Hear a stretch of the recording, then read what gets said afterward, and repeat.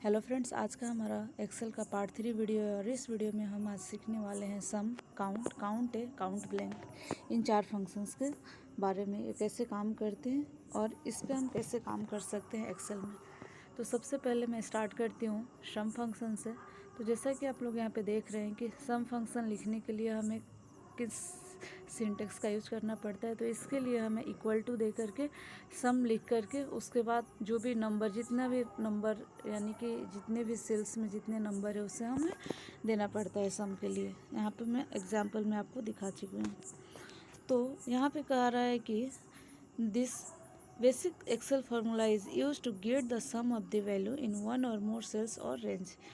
तो इसका मतलब है कि आप एक सेल में जो वैल्यू है उसका भी आप सम कर सकते हैं, या फिर जितने भी सेल्स में यहाँ पे नंबर्स हैं आप सारे सेल्स रेंज को, सेल्स रेंज मीन्स आप यहाँ देख रहे हैं ना, हम अगर एक सेल को जब सिलेक्ट करते हैं ना तो देखिए कॉलम और रो से एक सेल का एड्रेस पता चलता है। तो जैसे भी हम जिस भी सेल को जब हम सिलेक्ट करते हैं तो ये हमारे पास दो चीज़ें सिलेक्ट होती है, कॉलम और रो। जैसे कि आप यहाँ देख रहे हैं कि C11 ये हाईलाइटेड हो गया, यानी कि इस सेल का एड्रेस हो गया C11। ओके, तो वैसे ही यहाँ पे आपको बताया जा रहा है कि आप जो फार्मूला आप अप्लाई कर सकते हैं उसे आप या तो एक सेल पे, पर्टिकुलर सेल पे अप्लाई कर सकते हैं या फिर सेल रेंज पे अप्लाई कर सकते हैं। ठीक है, तो अगर मैं यहाँ पे ये सारी नंबर को सिलेक्ट करती हूँ तो ये हमारा सेल रेंज क्या हो जाता है, ये सेल रेंज हमारा हो जाता है ए टू 17। ठीक है, मतलब हमारा नंबर जो है ए, ऊपर से कॉलम ए और रो 11, 12, 13, 14, 15, 16 तक। ठीक है, तो ऐसे हमारा सेल रेंज काउंट होता है। तो चलिए मैं ये जो 10, 12 ये हमारा 11 टू 17 तक जो सेल में हमारे नंबर हैं इसे हम काउंट करेंगे। तो इसके लिए हम क्या करेंगे, सबसे पहले जैसा कि आप यहाँ पे देख रहे हैं ऊपर में इक्वल टू से हमारा कोई भी फार्मूला स्टार्ट होता है, तो आप या तो किसी भी पर्टिकुलर सेल में जा कर के फार्मूला लिख सकते हैं, या फिर एक्सेल ओपन करेंगे अपने कंप्यूटर में तो आपके कंप्यूटर में ऊपर में एक एड्रेस बार आ जाता है, फार्मूला बार कह सकते हैं उससे, वहाँ पे आप फार्मूला लिख सकते हैं। और अगर आप मोबाइल में एक्सेल का पे काम कर रहे हैं तो आपको नीचे में ऐसा देखिए यहाँ पे फंक्शन दे करके यहाँ पे आपको एड्रेस बार टाइप दिखेगा, यहाँ पे आप अपना फार्मूला लिख सकते हैं। तो चलिए मैं यहाँ पे शेल में लिख कर दिखाती हूँ। यहाँ पे हमें क्या करना है, इक्वल टू देना है। इक्वल टू देने के बाद यहाँ पे हमें सम लिखना है।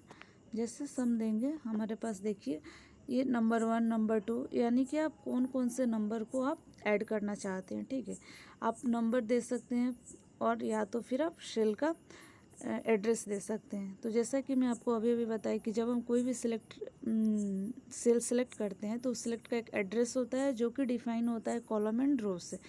तो देखिए हमारा ये 10 जो वैल्यू है ये कहाँ है, हम जैसे इसे सिलेक्ट करेंगे तो इसका वैल्यू आ गया A11। इसका मतलब ऊपर में देखिए ए, ऊपर से कॉलम ए और यहाँ से रो 11, तो इस सेल का वैल्यू हो गया A11, यानी कि आपका 10 ले लिया। A11 में हमारा वैल्यू कितना है, 10। अब हमारे पूरे रेंज तक हमें सम करना है तो हम इसे पूरे रेंज तक सेलेक्ट कर देंगे।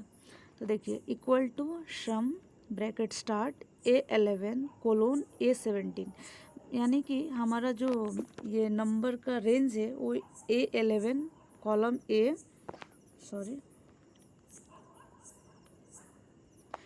ऊपर से कॉलम ए और इधर से रो 11, 12, 13, 14, 15, 16, 17, यहाँ तक हमारे पास नंबर है। तो हम इसे सिलेक्ट कर लिए। सिलेक्ट करने के बाद अब हम ब्रैकेट क्लोज कर देंगे। ठीक है,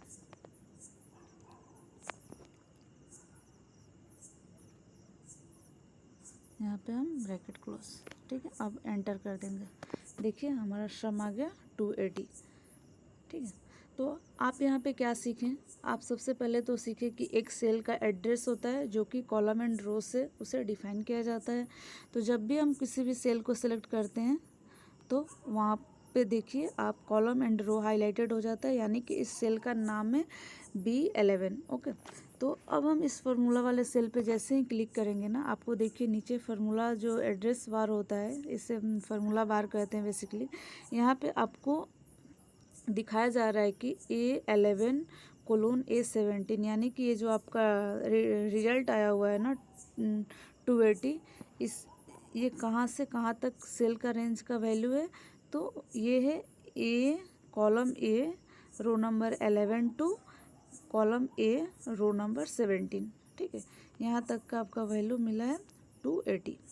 ठीक है, तो ये तो हो गया हम फंक्शन लिख करके कैसे सम कैलकुलेट कर सकते हैं।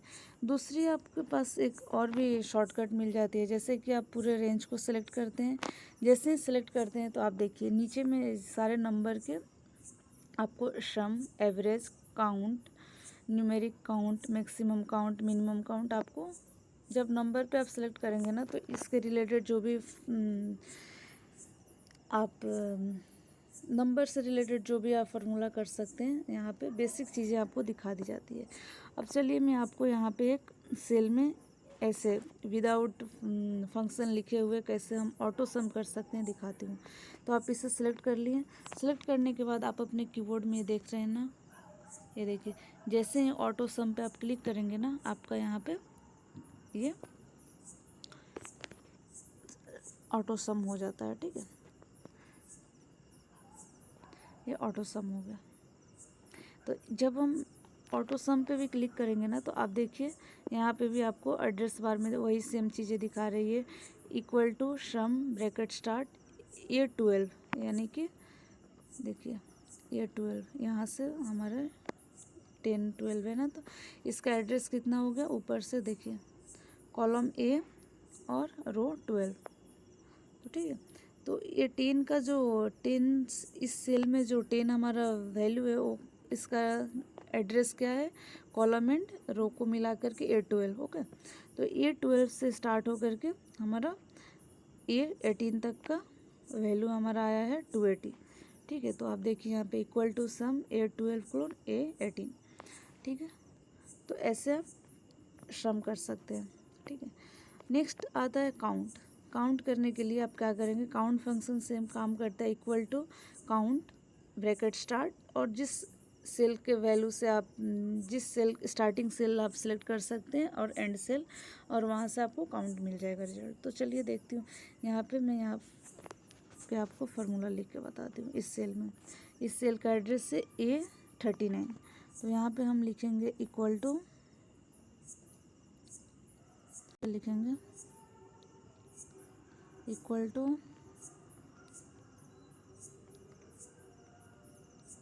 Count bracket start. अब हम क्या करेंगे, हमारा जो ये 10 है इसको हम सिलेक्ट करेंगे।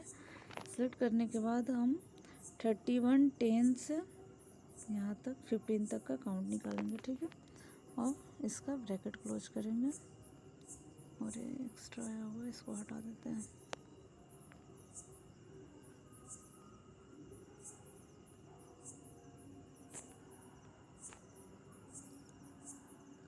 एंटर, देखिए यहाँ पे काउंट हो गया।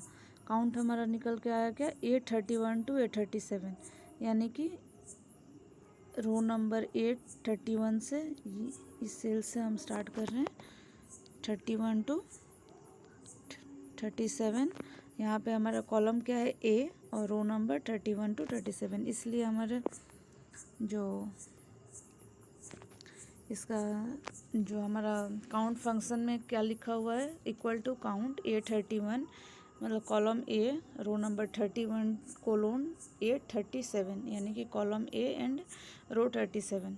तो इस range A31 cell range to A37 cell range तक का हम काउंट निकाले हैं, तो टोटल काउंट आया है 7। तो चलिए दिखाती हूँ मैं, 31 32 33 34 35 36 37, हमारे पास 7 रिकॉर्ड है, 5 6 7, तो हमारा टोटल काउंट आ गया 7। ठीक है, नेक्स्ट है कि काउंट ए। अब काउंट ए क्या करता है, तो देखिए ये जो काउंट फंक्शन है ना, ये आपका सिर्फ न्यूमेरिक वैल्यू पे काम करता है।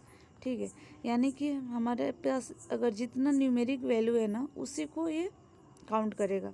बीच में अगर हम ये मान लीजिए 30 को हटा करके मैं यहाँ पे ये लिख देती हूँ, चलो यहाँ पे मैं टाइप कर देती हूँ ए।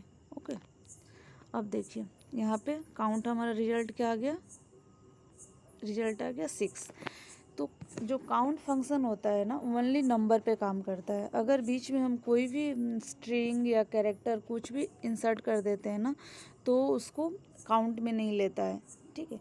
तो इक्वल टू काउंट जो फंक्शन है ओनली नंबर पे काम करता है और एक्सक्लूड कर देता है जो भी कैरेक्टर या स्ट्रिंग होगा उसको ठीक है। अब नेक्स्ट फंक्शन आता है काउंट ए।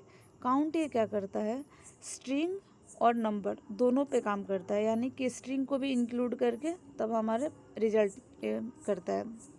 तो यहाँ पे हम सेम फंक्शन वापस लिखेंगे। देखिए इस सेल में मैं वापस लिखती हूँ, equal to count A, count A value 1 value 2। तो हम कहाँ से कहाँ तक देंगे, 50, ए 50 से यहाँ से स्टार्ट करेंगे और 56 तक, ठीक है, हो गया।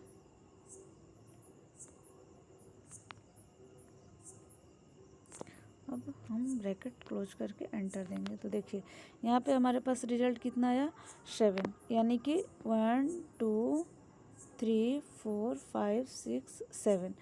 ये जो हमारे एक सेल में कोई भी नंबर वैल्यू नहीं है, स्ट्रिंग है या जो भी कैरेक्टर है वो उसे इंक्लूड करके ये काउंट रिटर्न करता है, यानी कि काउंट जो भी रिजल्ट आता है ना, काउंट ए फंक्शन अगर करेंगे तो हमारे जो भी सेल रेंज में हम काउंट निकालना चाह रहे हैं ना, अगर किसी सेल में नंबर वैल्यू नहीं भी हो, कोई भी स्ट्रिंग हो या कैरेक्टर हो, तो उसका भी वो काउंट ही इंक्लूड कर लेता है। और काउंट ही यानी कि इसका कोई भी स्पेसिफिक नहीं है कि सेल रेंज में सिर्फ नंबर ही होना चाहिए, ठीक है। आप कोई भी कैरेक्टर या स्ट्रिंग कुछ भी हो वो एज अ काउंट रिटर्न करता है, count a function, okay. Next आता है काउंट ब्लैंक इन एक्सेल, ठीक है। अब काउंट ब्लैंक क्या करता है, इसका क्या फार्मूला है, equal to count blank bracket start और आप जो भी सेल रेंज आप दे सकते हैं रिजल्ट आएगा, ठीक है। तो यहाँ पे देखिए, यहाँ पे हमारे पास 1 2 3 4 5 सेल है, यहाँ पे 10 ए 10 वैल्यू है। हम फंक्शन लिखे हैं यहाँ पे equal to count blank, range क्या दिए हैं यहाँ पे A1 टू A5, ठीक है, जो भी वैल्यू है। तो यहाँ पे रिटर्न निकल के आया 2 का मतलब क्या, यहाँ पे देखिए आप 1 2 3 4 5 के जो रो में वैल्यू है यहाँ पे 2 ब्लैंक है, इसलिए रिजल्ट 2 आया है। तो चलिए मैं यहाँ पे करके दिखाती हूँ। ये एक्चुअली मैं करके रखी थी ताकि हमारा टाइम बच जाए थोड़ा, क्योंकि वीडियो बहुत बड़ा हो जाता है ना तो फिर दिक्कत होती है। तो मैं यहाँ पे वापस आपको दिखाती हूँ ये कैसे काउंट ब्लैंक कैसे काम करता है। तो मान लीजिए यहाँ पे हम कुछ नंबर एंटर करते हैं, 12 13 14 4, नेक्स्ट, फिर यहाँ पे एक ब्लैंक छोड़ते हैं, फिर यहाँ पे 2 ब्लैंक छोड़ते हैं, फिर यहाँ पे 7, फिर यहाँ पे 8, फिर यहाँ पे एक ब्लैंक छोड़ते हैं, फिर यहाँ पे 7, फिर यहाँ पे ब्लैंक छोड़ते हैं, फिर यहाँ पे 7 8 ऐसे कर देते हैं, ठीक है। तो हमारे पास यहाँ पे ब्लैंक कितना है बीच में, यहाँ से मान लीजिए यहाँ से हमारा एंटर किया हम वैल्यू, तो इस 12 नंबर सेल का एड्रेस क्या है, B91, ठीक है। बी कॉलम बी, देखिए कॉलम सेलेक्ट हो गया बी एंड रो 91, ठीक है। अब B91 से लेकर के B104 सेल रेंज के बीच में कितना ब्लैंक है, चलिए देखते हैं। 1 2 3 4 5 ब्लैंक है, ठीक है। अब हम फार्मूला लिखेंगे और देखेंगे कि काम कर रहा है कि नहीं हमारा फार्मूला। तो फार्मूला क्या लिखना है हमें, इक्वल टू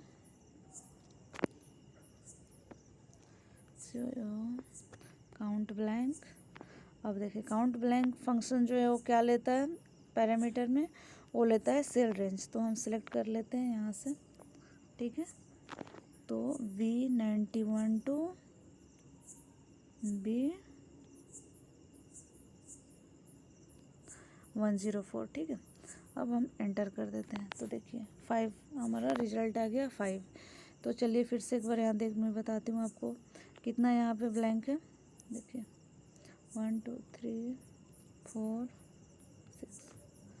6 तो यहाँ पे देखिए 91 के बाद से हमारा एक 96, 97, 100, फिर 102, फिर 103, फिर 105।